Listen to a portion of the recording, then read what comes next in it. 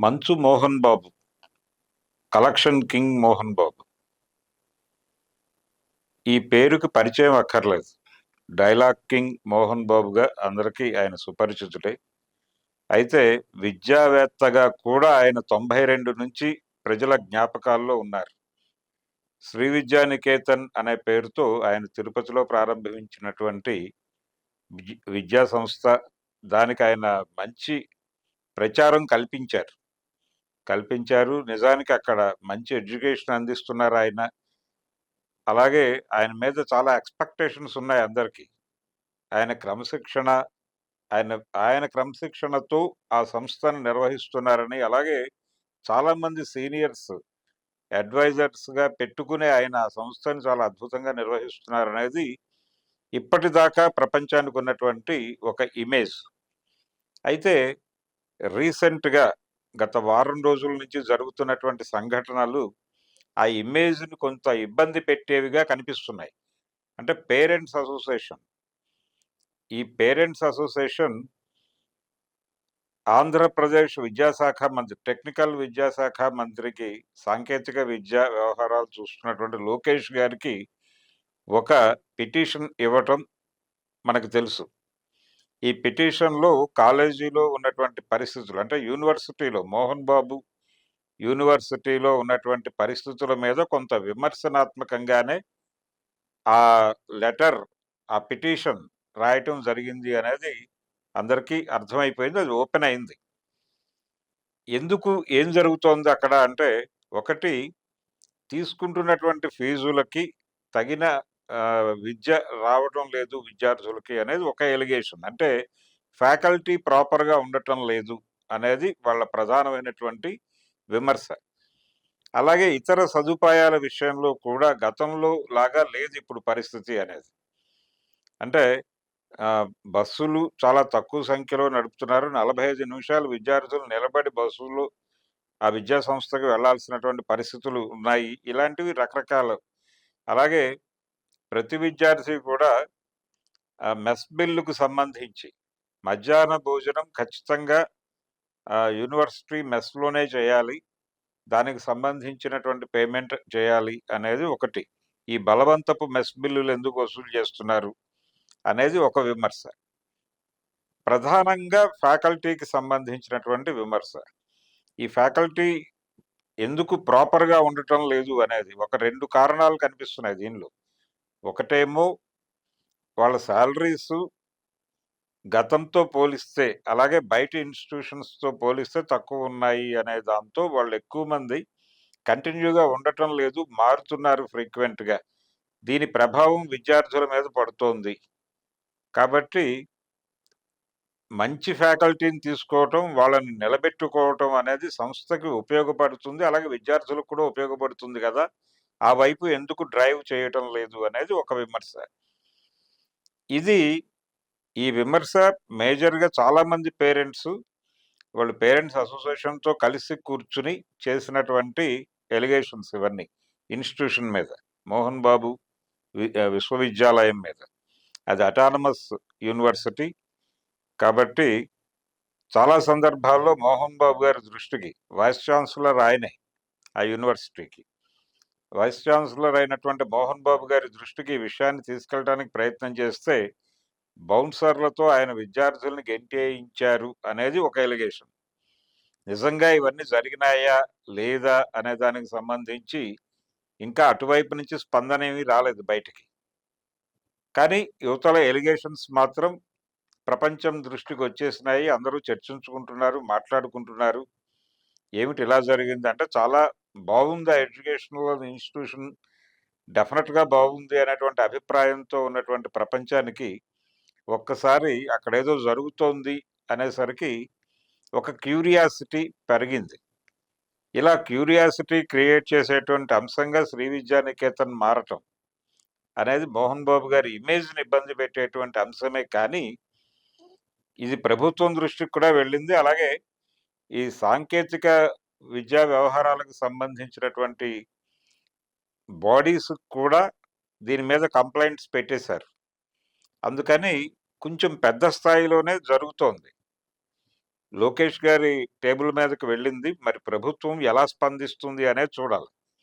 గతంలో తెలుగుదేశం పార్టీ అధికారంలో ఉండగా అంటే 2014 నుంచి 19 వరకు తెలుగుదేశం పార్టీ అధికారంలో ఉన్నప్పుడు తన విద్యార్థులతో కలిసి మోహన్ బాబు గారు రీఎంబర్స్మెంట్ జరగటం లేదు.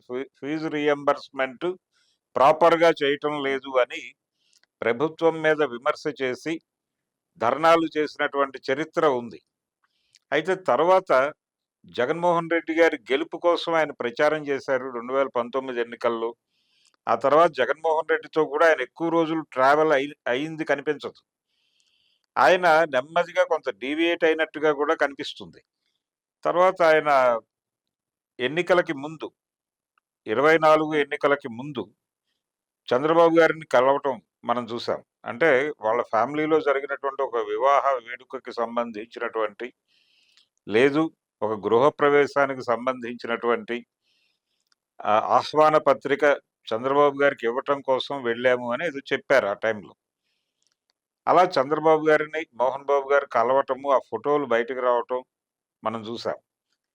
ఇలా అంటే రిలేషన్స్ బాగానే ఉన్నాయి. నిజానికి బంధుత్వం ఉంది వాళ్ళ మధ్య.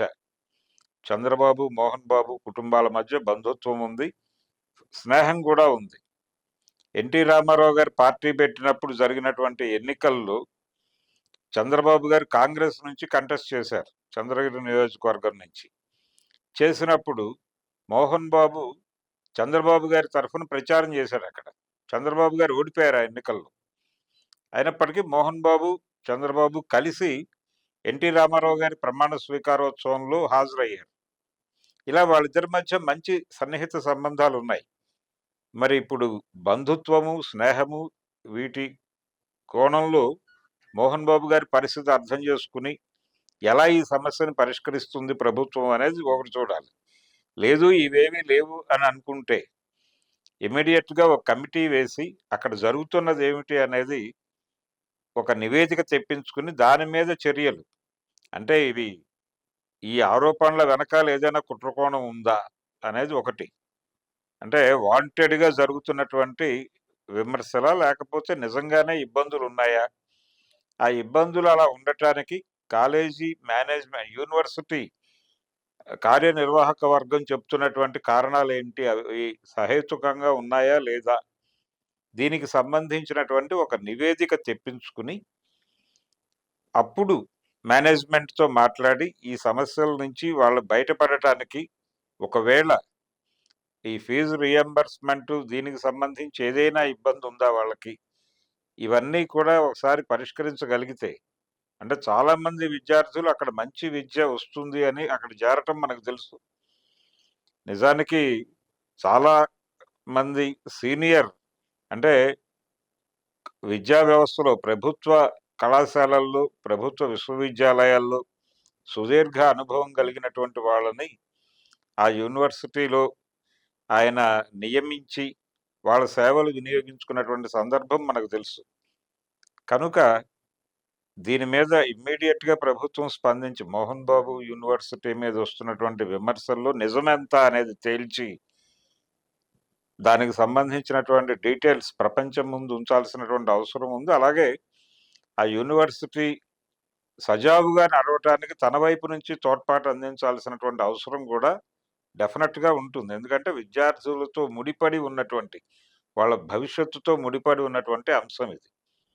అందుకని కొంచెం సీరియస్‌గా ప్రభుత్వం పట్టించుకుంటుందని ఆశిద్దాం. మోహన్ బాబు గారి దృష్టికి వెళ్ళింది. మరి ఆయన ఇంతవరకు మీడియా ముందుకు రాలేదు. ఏ క్షణమైనా ఆయన మీడియా సమావేశం పెట్టి ఈ జరుగుతున్నటువంటి విమర్శలకి సమాధానం చెప్తారు. ఎలా చెప్తారో చూడాలి. ఆయన ప్రస్తుతం చాలా సీరియస్‌గా విద్యా వ్యాపారంలో ఉన్నారు. అంటే ఆయన కేవలం మోహన్ బాబు విశ్వవిద్యాలయమే కాదు, శ్రీ విద్యానికేతన్‌తో పాటు అనేక ఇతర విద్యా సంస్థలు కూడా నడుపుతోంది ఆ ఫ్యామిలీ. మంచు కుటుంబం నిజానికి విద్యా వ్యాపారంలో ఉంది. అంటే ఇది నేను నెగెటివ్ సెన్స్‌లో అనటం లేదు. విద్యా, వైద్యం వ్యాపారంగా మారటం అనేది మార్కెట్ ఎకానమీలో జరిగినటువంటి ఒక మార్పు. అంతకుముందు ఈ పరిస్థితి లేదు. కానీ 90ల తర్వాత దేశం మార్కెట్ ఎకానమీలోకి ప్రవేశించిన తర్వాత ప్రాథమికంగా విద్య, వైద్యం ఈ 2 కూడా కార్పొరేటైజ్ అయినాయి. అయిన సందర్భంలోనే 92లోనే ఈయన ఈ విద్యా వ్యవస్థను ప్రారంభించటం అనేది కూడా చాలా షార్ప్‌గా అంటే జరుగుతున్న పరిణామాలను గమనించి ఆ వ్యాపారంలోకి ఆయన ప్రవేశించినట్టుగా అనిపిస్తుంది. ఈ 92 ఆ ఇన్‌స్టిట్యూషన్ ప్రారంభించారు అనే విషయం ఒక్కసారి గుర్తు చేసుకున్నప్పుడు ఇది కూడా స్ఫురిస్తుంది. కరెక్ట్‌గా 90స్‌లో 90లో మనకి లిబరలైజ్డ్ ఎకానమీ వచ్చింది. ఆ లిబరలైజ్డ్ ఎకానమీ వచ్చిన కరెక్ట్‌గా 2 ఇయర్స్‌కి ఆయన విద్యా సంస్థ ప్రారంభించటం అనేది ఒక అద్భుతమైన నిర్ణయంగానే చూడాలి. ఇలా అందుచేత ఈ విద్య, వైద్య వ్యాపారము అనేది మన స్మృతిలోకొచ్చేసిన సందర్భంలో విద్యా వ్యాపారంలోకి మోహన్ బాబు గారు ప్రవేశించడం అనేటువంటి ప్రస్తావన చేశాను తప్ప, వాళ్ళ విద్యా వ్యవస్థను కించపరచటం నా ఉద్దేశ్యం కాదు. అయితే దాని మీద పేరెంట్స్ అసోసియేషన్ నుంచి వస్తున్న ఆరోపణల్లో నిజాలు నిగ్గు తేల్చాల్సిన అవసరం మాత్రం బలంగా ఉంది. ప్రభుత్వం కొంచెం సీరియస్‌గా పట్టించుకోవాల్సినటువంటి అవసరం కూడా ఉంది.